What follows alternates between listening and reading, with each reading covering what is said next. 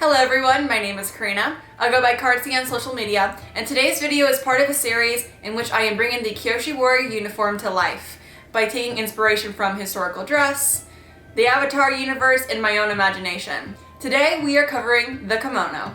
Now I want to start this video off by saying I am not making a traditional kimono. I am not certified in the historical dress of Japan, and for the purposes of what I am creating, I have to deviate from what a traditional kimono shape is. For my purposes, I'll be making an altered version of a kimono and using some traditional techniques to do so. I'm following along with Billy Matsunaga's video on how to make a traditional kimono, and in doing so, at some point I will be deviating from what she's instructing to be able to create the silhouette that I need. Now traditionally, a kimono silhouette is very narrow, but for the Kyoshi warriors, it's more triangular. And as you can see, right here is a kimono, and right here is the shape for a Kyoshi warrior, and they're two different shapes. So the top of the garment for the Kyoshi warriors mimics that of a kimono, but the bottom looks more like a haori. And I'm sorry about my pronunciation. So a haori is this, but as you can see, the sleeves are wider, and it doesn't go all the way down, and it's normally worn with hakama for menswear. But it doesn't overlap on the front. So this is where my dilemma is. I have to make something that looks like a haori in the bottom, but then mimics that of a kimono on the top. So in other words, I have to fiddle around with the construction and shape of a kimono to get it similar to a haori at the bottom. Now before we go off in this kimono adventure, I want to discuss something very interesting that Billy Matsunaga pointed out to me when we were having conversations about the Kyoshi warrior uniform. And that is, in some scenes for the Kyoshi warriors, the kimono overlaps wrong. Now, we're not quite sure if this is because season 1 had a very strict budget. Maybe they didn't have enough money to fix some of the errors in the animation. Maybe the canvas was flipped at some point. I don't know. We don't know. But as you can see, comparing this image to this image, they're overlapping them in two different directions in the same episode. Traditionally, a kimono is supposed to be wrapped with the left on, oh, my hand's wrong? With the left on top of the right. And this is always a thing. It's like, nowhere will you see right on top of left. That's a no-no in the culture. So that was something very interesting to point out, and that's something I had to think about and make sure I was doing and keeping in my head as I was making this costume, because everything is made more with a left being dominant instead of right, because in the West we tend to think about everything being right, but in Japan it's more left. So making this garment, I always have to think left.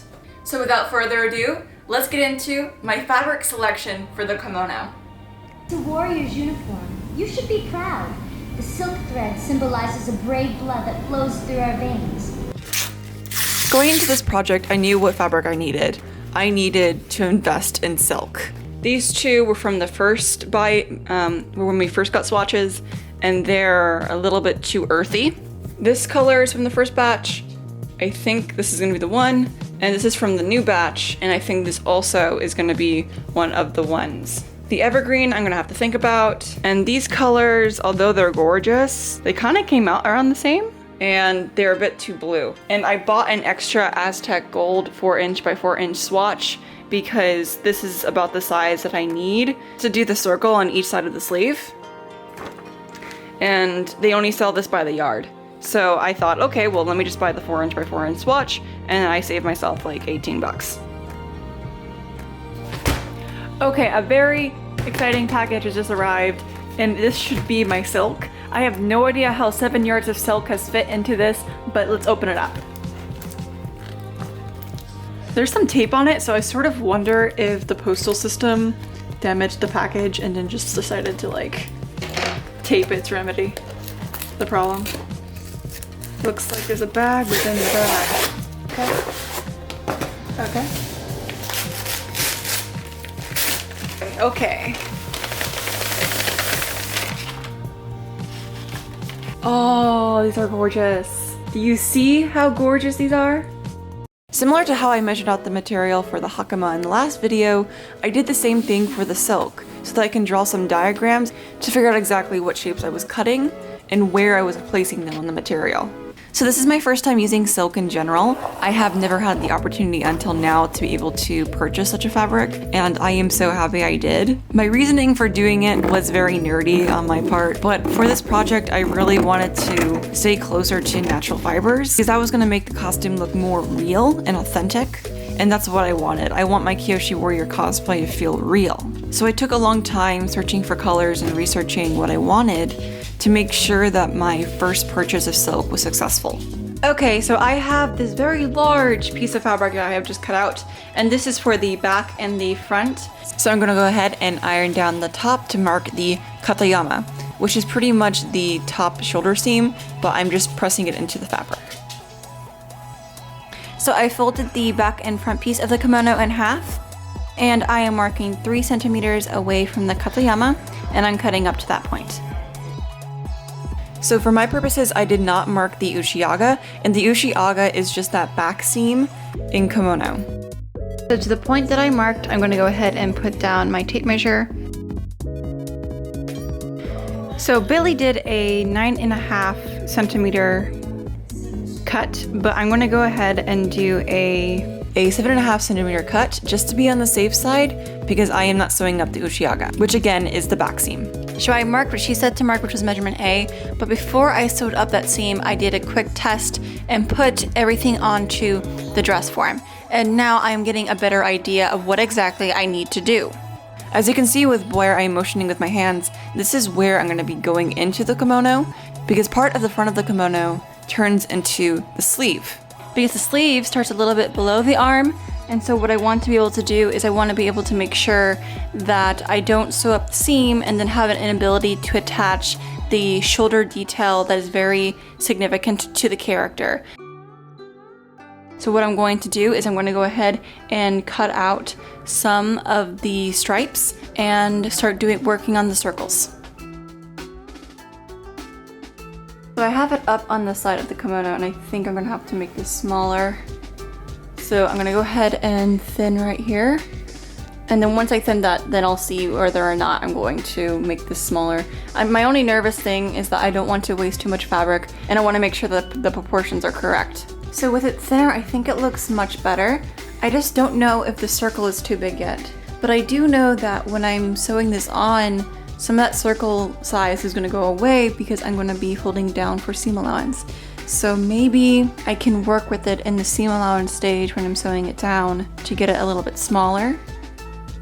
Okay, so I'm going to go ahead and sew up to this point. What's going to happen is I stop right here. This is the top front of the kimono, and then right here is going to be the upper part of the sleeve.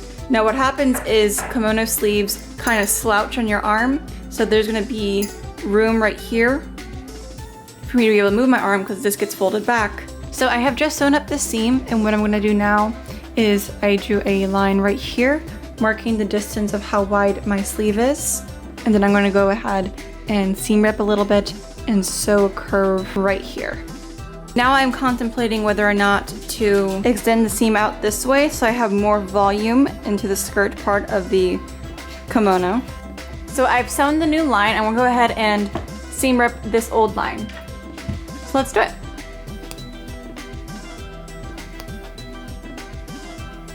I cut off the excess from the side seams.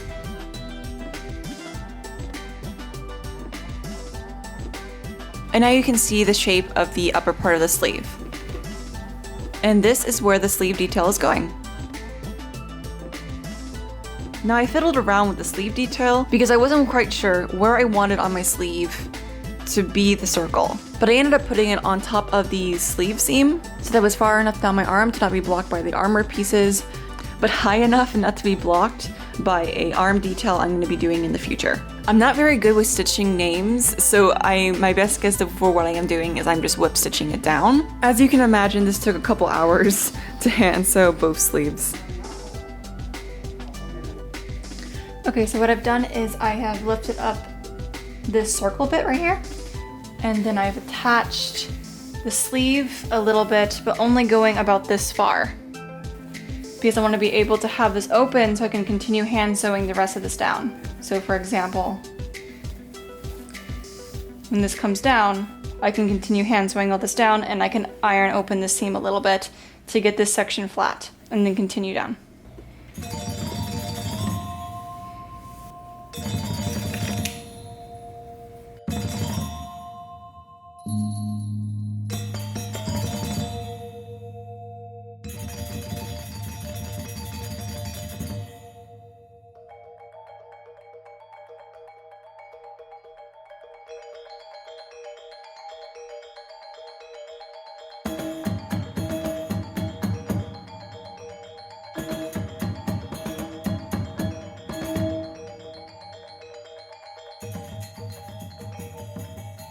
And now that the hand sewing is done for the shoulder detail, I'm going ahead and sewing up the sleeve seams.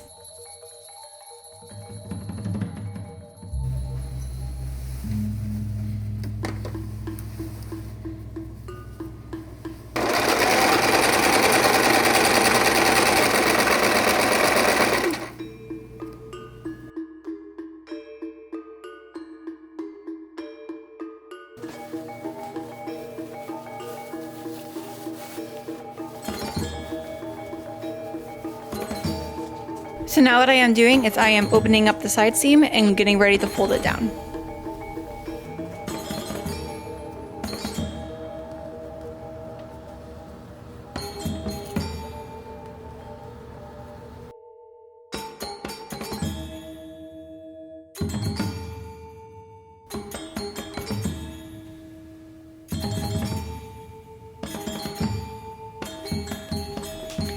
And now what I'm doing is I am hand sewing down the seam on where the under armpit is and where it extends out towards the arm.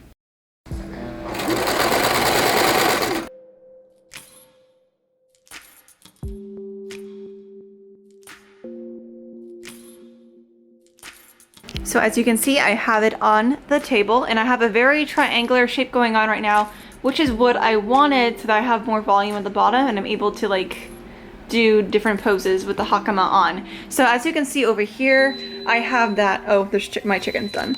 But as you can see over here, I have that curve right at the armpit, and then the sleeves extend down. So what I'm going to do now is I'm going to attach, and I believe this is called the okumi. And what I did is I shortened the okumi so that I can have this area wide open and extend this area so I can have the overlap at the top and then have it extended so that that stays open, and then this also overlaps at the same time instead of having that narrow shape of a kimono. So what I'm going to do right now is I'm going to attach the okumi.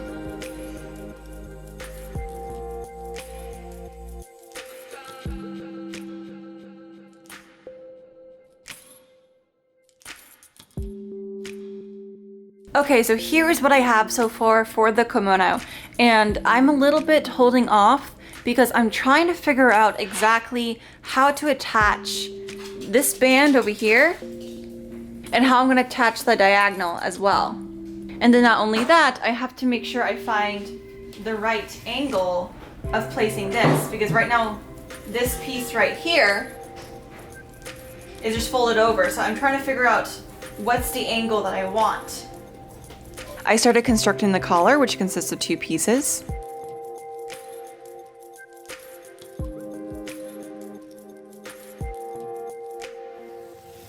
So I gave the collar piece a quick press. And after it was pressed, I started marking all of these curves and slightly strange angles that happen for the collar.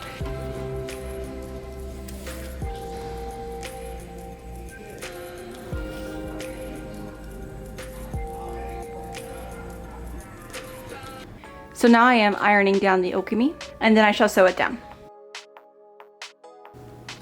And this is what it looks like when it was ironed down and sewn down. Now I left myself a mark right here because this is where I want the collar to start, meaning part of this is going to go away. So I want the collar to be coming down and then hit around this mark because I want to be able to see the white. And I'm drawing a line over the okami where I have my dots. And this is the angle that the collar is going to attach to, and the excess I have to cut off.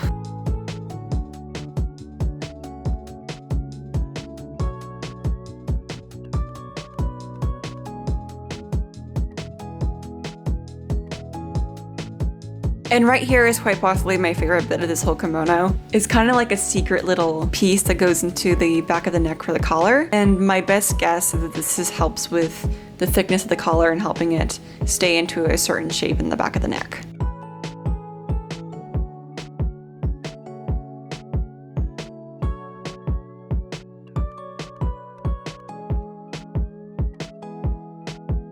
And because I don't want any top stitching on this garment, I'm going ahead and whipping down the details that I have going up the front of the kimono. And the collar is attached.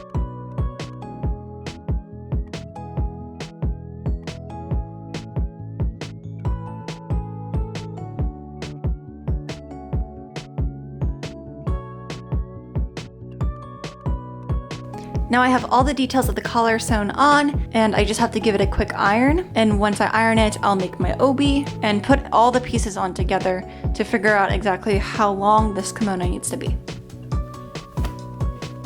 I'm making a kaku obi rather than a regular obi because kaku obis are meant for tying it into a shape for swords to sit onto it. And seeing as the Kyoshi warriors at some point do have a sword, I want to go with this route because I think it is best. So I'm dividing up the fabric into 3 and making 12-inch strips that I can then sew together.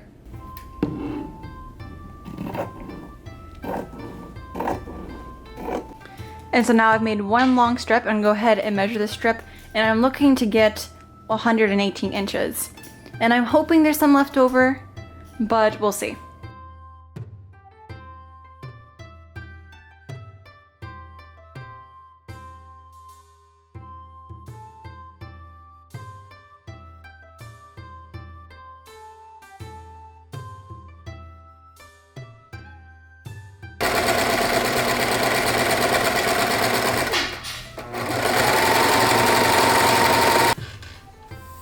And this is my finished kimono for the Kyoshi Warrior cosplay.